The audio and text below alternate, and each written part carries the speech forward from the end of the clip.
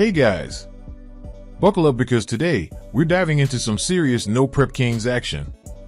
We've got another Street Outlaws racer making waves in the Drag Illustrated Winter Series, and trust me, this is big news. If you love speed, competition, and the thrill of outlaw racing, you're gonna want to hear this. So, let's talk about Clay Cole. If you don't know his name yet, you will soon. This guy is a rising star in the No Prep Kings (NPK) scene. He might have come into the game a little later than some of the OGs, but make no mistake, he is fast, calculated, and hungry for wins. Last season, he proved he's the real deal, even snagging a win in a field stacked with some of the toughest racers in the game. Now, let's talk about what makes his car such a threat on the track. Clay's machine was built by Cameron Johnson Race Cars, a name that carries some serious weight in the racing world. These guys don't just build cars, they craft high-performance monsters that are light, fast, and deadly on the strip. And of course, this beast is pro-line powered, meaning it's got the muscle to hang with the best of them. Cole didn't just show up in No Prep Kings, he dominated. He finished strong, making it into the Elite 16, proving he belongs among the top racers in the country. And now, he's been officially invited to the Drag Illustrated Winter Series, where the competition is as fierce as it gets. But that's not all, he's also getting a shot at the biggest race of them all. Let me put this into perspective, this isn't just another race. We're talking about the baddest, most intense pro mod showdown in the world. The biggest payout in the Winter Series. A staggering $150,000 to the winner. That's life-changing money, and only the absolute best are gonna have a shot at it. But here's the kicker, this isn't just about money. It's about legacy. It's about proving that No Prep Kings racers can step up, take on the best pro mod drivers in the world, and win. We've already seen it happen. When Kai Kelly won the Snowbird Nationals, it sent shockwaves through the racing world. An NPK-legal car went head-to-head with the big dogs on a fully prepped track, and won. That was a statement. And now, Clay Cole has a chance to make his own. Alright, let's talk strategy. Pro mod cars are a different beast. They've got longer wheelbases, better engine placement, and more optimized setups for prepped surfaces. No Prep Kings cars, on the other hand, are built for unpredictable surfaces, where power management and driver skill come into play in a huge way. So, can Clay's NPK car even hang with the pro mods? Well, here's the thing, his car was built light and efficient. The ProCharger combo he's running means his weight could be as low as 2,650 pounds, which is right in the competitive range for this kind of racing. It's not gonna be easy, but if the track conditions, weather, and tuning all line up just right, he could absolutely dip into the 3.60s. But here's the real challenge, qualifying. At the US Street Nationals and Snowbird Nationals, we saw over 60 cars trying to make the show. Only the top 32 get in. That's a cutthroat battle before you even get to race for the money. If Clay can lay down some fast, consistent runs and squeeze his way into the field, that alone would be a massive accomplishment. And if he goes rounds? If he takes out some of the heavy hitters? Oh man, we're talking about shaking up the entire pro mod world. This is part of a bigger trend.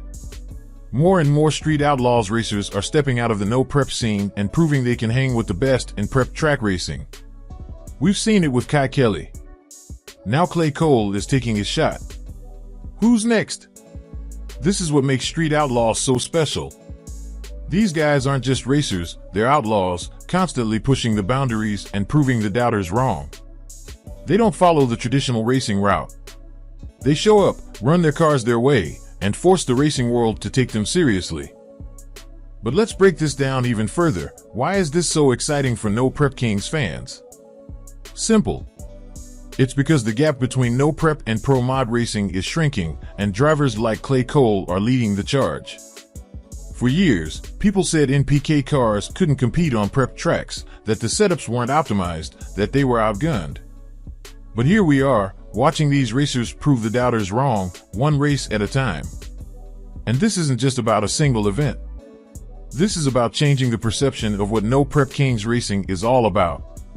A lot of people see it as chaotic, unpredictable, and even a little reckless.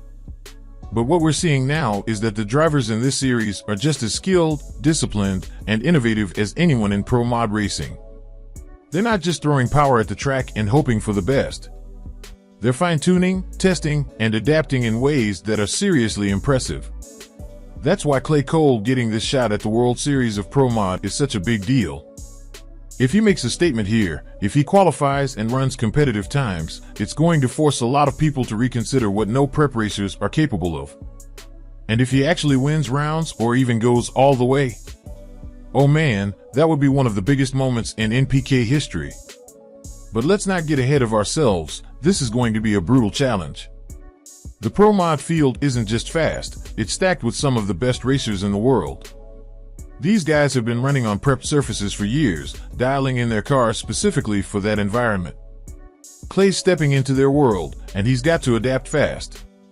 One of the biggest challenges he'll face is traction management. In NPK, he's used to working with unpredictable surfaces where controlling wheel speed and applying power gradually is key.